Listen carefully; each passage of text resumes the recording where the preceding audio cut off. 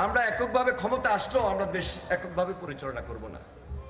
৩১ দফার ভিত্তিতে দ্বিকক্ষ বিশিষ্ট পার্লামেন্টের মাধ্যমে আমরা দেশ পরিচালনা করতে চাই।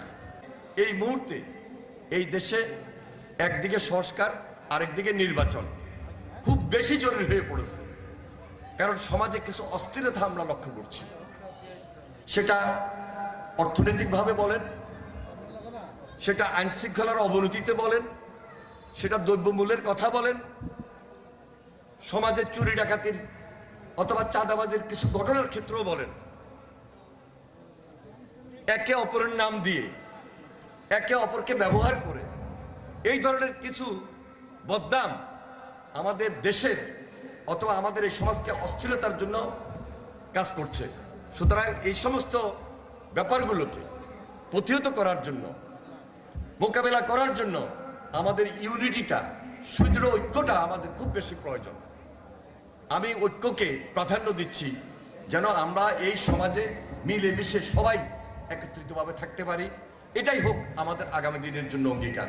সমাজকে এমন একটা ভাবে আমাদেরকে সম্পৃক্ততার আবদ্ধে একটা বন্ধনে নিয়ে আসতে হবে, যে এই সমাজে কখনো কুচক্রী মহল ঢুকতে না পারে, কোনো ষড়যন্ত্র রেখে আমাদের এই সমাজের ক্ষতি যেন তারা না করতে পারে।